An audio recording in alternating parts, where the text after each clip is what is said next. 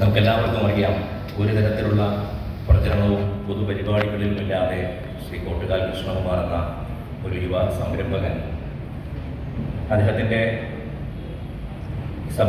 സംരംഭത്തിൽ നിന്ന് കിട്ടുന്ന വരുമാനത്തിൻ്റെ ഒരു ഭാഗം ചെലവഴിച്ചുകൊണ്ട് നടത്തിയിരുന്ന ജീവകാരുണ്യ പ്രവർത്തനങ്ങൾ തൻ്റെ മകൻ അഭിജിത്തിൻ്റെ മരണത്തോടുകൂടി ആ തുക മുഴുവൻ ഈ ഫൗണ്ടേഷനിലേക്ക് മാറ്റി അതിൻ്റെ പേരിലുള്ള പ്രവർത്തനം നടത്തുകയാണ്.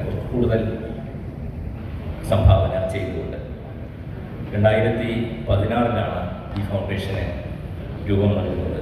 2022 വിവിധ തലങ്ങളിൽ നിന്ന്, സമൂഹത്തിൻ്റെ വിവിധ തലങ്ങളിൽ നിന്നുള്ള പ്രമുഖ വ്യക്തികളെ കൂടി ഉൾപ്പെടുത്തിക്കൊണ്ട് അതൊരു ട്രസ്റ്റ് ആക്ട് പ്രകാരം രജിസ്റ്റർ ചെയ്താണ് ഇപ്പോൾ പ്രവർത്തിക്കുന്നത്. നമുക്കെല്ലാവർക്കും അറിയാം, കുട്ടികളുടെ ഭാവിയെ സംബന്ധിച്ച് വളരെ ആശങ്കാകുലരായിട്ടാണ് നമ്മുടെ രക്ഷിതാക്കളും പൊതുസമൂഹവും കണ്ടുകൊണ്ടിരിക്കുന്നത്. ആ ആശങ്കകൾ പരിഹരിക്കുന്നതിനും പുതിയ തലമുറയ്ക്ക് അവരുടെ ജീവിത വഴിയിൽ ഒരു പുതിയ വെളിച്ചം പകരുന്നതിനും വേണ്ടി അഭിജിത്ത് ഫൗണ്ടേഷൻ അതിൻ്റെ പരിമിതികളിൽ നിന്നുകൊണ്ട് ചില പദ്ധതികൾ ഏറ്റെടുത്ത് മുന്നോട്ട് പോവുകയാണ്.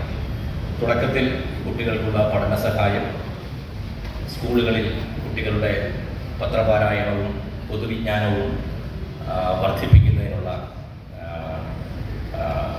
പത്രങ്ങൾ, സ്കൂളുകളിൽ പത്രം ഇട്ടുകൊണ്ടുള്ള പ്രവർത്തനങ്ങൾ, ചികിത്സാ സഹായം, പഠനത്തിനുള്ള പ്രോത്സാഹനം, അങ്ങനെയുള്ള പിന്നീട് ജ്വാല എന്ന സംഘടനയുടെ സാന്നിധ്യമായിട്ടുള്ള അശ്വതി, തൃശ്ശൂർ ആസ്ഥാനമായ സ്വരസിൻ്റെ സ്ഥാപക ഷിബ അമീർ എന്നിവർക്കാണ് പുരസ്കാരം നൽകിയത്. ഈ സ്ഥാപനങ്ങൾക്ക് 2 ലക്ഷം രൂപയുടെയും വ്യക്തികൾക്ക് 50,000 രൂപയുടെയും വീതമുള്ള അവാർഡുകളാണ് നൽകിയിരുന്നത്. അതുപോലെ തന്നെ നല്ല വാർത്തകൾ, പോസിറ്റീവായിട്ടുള്ള വാർത്തകൾ, സമൂഹത്തിന് ഗുണം ചെയ്യുന്ന വാർത്തകൾ നൽകുന്ന മാധ്യമങ്ങൾക്ക്, അത് മാതൃഭൂമിയുടെ നല്ല വാർത്തയ്ക്കും മനോരമയുടെ നല്ല പാഠത്തിനും അവാർഡുകൾ സമ്മാനിക്കുകയുണ്ടായി.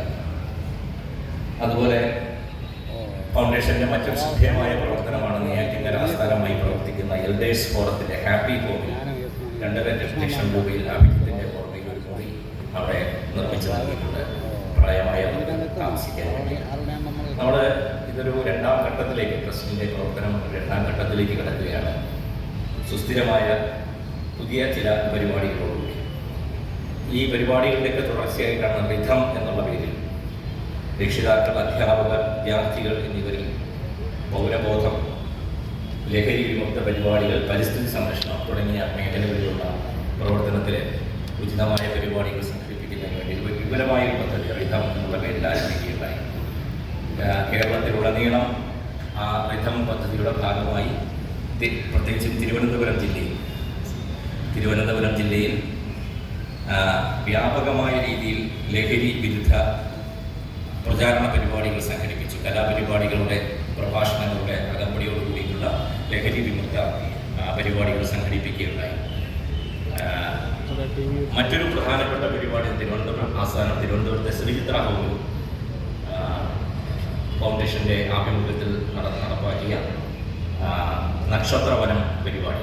അവിടെ ആ പരിസരത്ത് മുഴുവൻ വൃക്ഷങ്ങൾ നട്ടുപിടിപ്പിച്ചുകൊണ്ട് അതോടൊപ്പം തന്നെ അവിടുത്തെ അന്തേവാസികൾക്ക് ഉപയോഗപ്പെടുന്ന രീതിയിൽ ജൈവ പച്ചക്കറിത്തോട്ടം, ജൈവ വൈവിധ്യ ഉദ്യാനം, അതുപോലെ കുട്ടികൾക്ക് ഉള്ള പ്രോത്സാഹന പരിപാടികൾ, അവിടെ കുട്ടികൾക്ക് ഉപയോഗിക്കാനുള്ള കമ്പ്യൂട്ടറുകൾ, ഇതെല്ലാം നൽകിക്കൊണ്ടുള്ള പരിപാടികൾ സംഘടിപ്പിക്കുകയുണ്ടായി.